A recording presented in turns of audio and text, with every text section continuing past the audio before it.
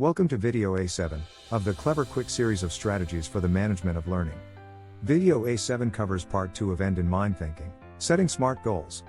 The Clever Quick system is a comprehensive set of strategies to ensure students get a great start on their lifetime of learning.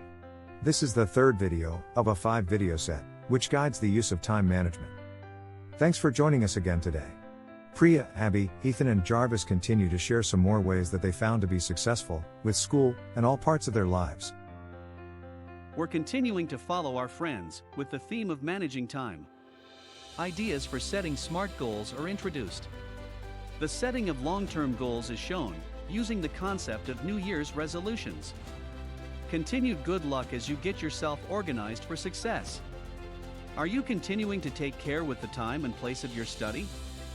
Are you putting into practice what you have learned? Remember also to use the tips about organizing your work each day and managing your tasks, which you learned about previously. In the last video, we saw the example of a young woman who didn't know where she was going, even though she was about to get on a bus. As was said, when you travel, you need to know what your destination is going to be, and then you need to plan a route to get there. You learn to approach your schoolwork that way. Now you can take the same learning and apply it to your life. First, a few reminders. Stephen Covey called it, beginning with the end in mind, in his book, The 7 Habits of Highly Effective People. As mentioned, it's all about setting goals, and then figuring out ways to get the goals accomplished. Are you smart? I didn't used to be, but I am now. How about you? You'll see how setting goals will help you immensely in your life, no matter what you plan to do. SMART is an acronym. Each of the letters in the word SMART stands for an important part of an effective strategy for setting goals. You are reminded to set goals that are S for specific. You need to be exact in how you describe what you want to have happen.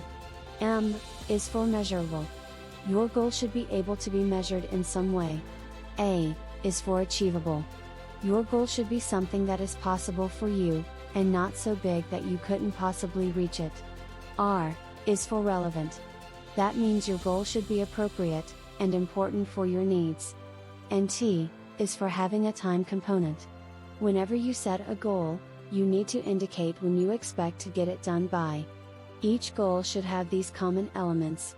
It's a great benefit to be smart with your goals. Jarvis and Abby are going to share some details that you will want to keep in mind as you set up these SMART goals. Happy goal setting, and happy planning. Thanks Priya. When thinking about setting long-term goals, it can be fun to think about New Year's resolutions. At the beginning of a new calendar year, people often make plans to make positive changes in their lives. You don't have to wait until January 1st though. You can start goals any time of the year, even those goals that you might think are usually ones people make on, or close to, New Year's Day. If you understand how the SMART system helps people with New Year's resolutions, you'll be well on your way to being able to use the system with all your goals, projects and things you want to accomplish in your life. 5 of the most common New Year's resolution types are these. 1. Exercise more. 2. Get organized. 3. Learn a new skill or hobby. 4. Spend more time with family and friends. And 5. Read more. Let me tell you about one of my goals for the coming year. I want to exercise more. When I first chose that goal, I thought it sounded pretty good. But then, when I talked with my friend Abby, I realized that it was far too vague. I needed to add some details to make it work for me. The wording was too vague, and didn't take into account the SMART goal steps. Jarvis had good intentions when he set his goal for the coming year. I want to exercise more. As he mentioned though, he realized it was way too general. He needed to think about SMART goals. Let's look at those steps again. Remember that the letters in SMART stand for specific, measurable, achievable, relevant, and with a time component. S. Be specific. Once you've chosen your resolution, write it down in specific terms and show it to a friend or a family member. Ask them how they would set about achieving this goal, if it were theirs, and even more important, how they'd know they were making progress. Adjust as necessary. Picture what you want to have happen. Be specific. What is the exact thing you want to do? Thanks, Abby. I looked at my goal of getting more exercise and decided to ask some friends what they thought. They made me realize that I needed to be more specific. They quizzed me on the kinds of exercise I enjoyed the most. My goal shifted. It was now this: I want to become a runner. That's better, Jarvis, but you have a fair way to go still. The next part of SMART is the M. Set measurable goals. If you can see that you are making progress, it can be really motivating. How will you show improvement? How will you measure success? How much do you have to get done to consider your goal met? Okay, I understand, Abby. I do want to be able to see if I'm being successful with my goal. I realize that I have to put some wording into my goal, so I know if I am being successful.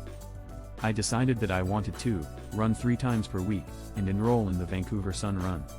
This will allow me to start out just running 2 or 3 kilometers for each run, then work myself up to do the 10-kilometer Sun Run in April. The Vancouver Sun also publishes a run-walk schedule that will help me develop my running skills gradually.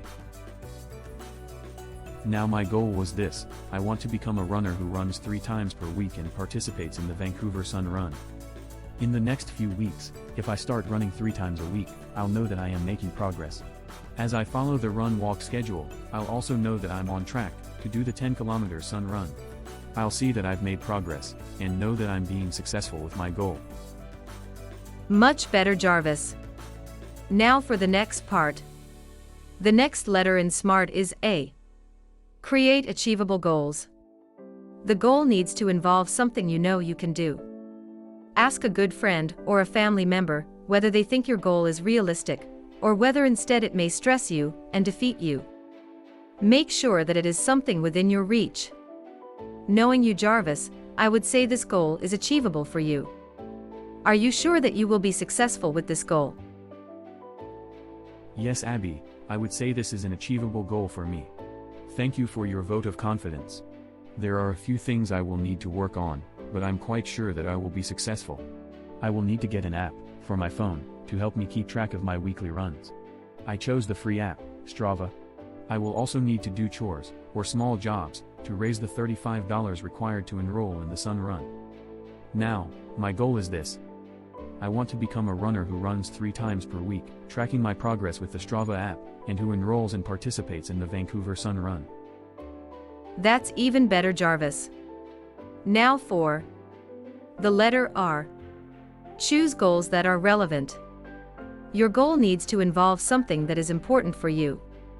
Try writing down the benefits if you were to achieve your goal. Abby, I want to be fit, healthy, and strong.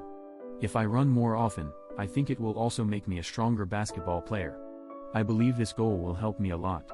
So, this goal is definitely important and relevant for me. Good for you, Jarvis. Now for the letter T. Realistic time limits. After estimating how long you'll need, make sure to add more time, just in case. As much as possible, make sure that you have a plan with enough extra time, that you have a good chance of success. Don't set yourself up for failure. List the smaller steps of the things that you will need to make happen, in order for you to consider that you've achieved your goal. Add dates to these smaller steps, put them on a monthly calendar, and include the details for specific days in your school agenda planner. This is the same process as Caleb used for his passion project. Thanks, Abby. Yes, I've now added time limits to my goal, and think it looks complete now. Finally, after thinking about all the SMART steps, my goal is this: I want to become a runner who regularly runs 3 times per week, by the end of January, tracking my progress with the Strava app, and who enrolls and participates in the Vancouver Sun Run in late April. On my monthly and yearly calendar, I put in the date for the Sun Run in April. I then used the Sun Run training schedule to decide what my runs would be each week, and on what days I would plan to do them. I then transferred that information to my agenda planner. I realized that things would come up that would mean that I might need to change the particular days. If that happened though, I would just have to reschedule. I can move things around once I've put them on my calendars, but I shouldn't eliminate them. The Strava app, that goes on my smartphone, is a free download that tracks a lot of data for my running. It records how far, and how fast, I run, as well as plots out my routes on a map. That will serve to monitor my goal, and make sure that I am being successful. Thanks for helping us understand SMART goals, Abby and Jarvis. Now, how about setting up a SMART goal for yourself? You might want to pick one of the common New Year's resolution goal areas for yourself. How about learn a new skill or hobby? You already know that this is too vague. Using the SMART steps, you might end up with something like this. I want to develop the hobby of stargazing by doing internet or app research and learning the name, shape and location of at least 4 new constellations each month that are seen from our area, starting in January. Does this use all the letters of SMART? Let's see. S. Specific? Yes, by saying that you want to learn about constellations, it is very specific. M. Measurable? Yes, for success, you need to learn 4 constellations a month. Letter A. Achievable? Yes, you really only need to have the interest to make this work. You don't need to already know a lot, or have some special athletic skills. R. Relevant?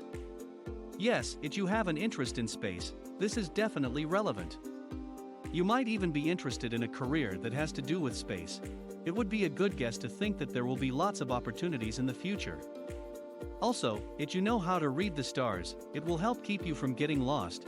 You will be able to figure out direction from looking at the stars. T. Time component? Yes, the goal says that you will have started learning in January, and you will add more learning each month.